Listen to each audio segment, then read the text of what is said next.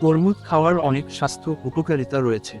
এটি একটি পুষ্টিকর এবং সতেজ ফল যা শরীরের জন্য উপকারী।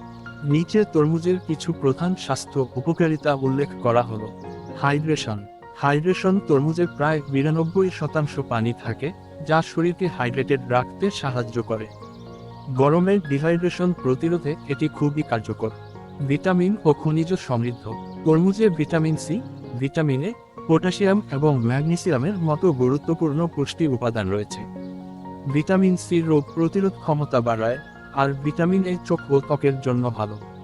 অ্যান্টিঅক্সিডেন্টের উৎস। তরমুজের লাইকোপিন নামক শক্তিশালী অ্যান্টিঅক্সিডেন্ট থাকে, যা ফ্রি র্যাডিক্যালের ক্ষতি থেকে শরীরকে রক্ষা করে এবং হৃদরোগ ও কিছু ক্যান্সারের ঝুঁকি কমাতে পারে।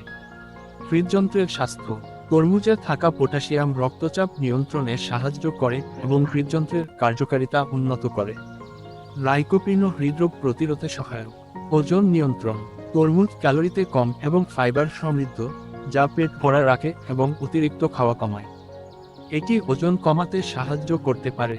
পেশির স্বাস্থ্য। তরমুজে সিট্রুলাইন নামক একটি অ্যামিনো অ্যাসিড থাকে, যা পেশির ব্যথা কমায় এবং ব্যায়ামের পর পুনরুদ্ধারে সহায়তা করে।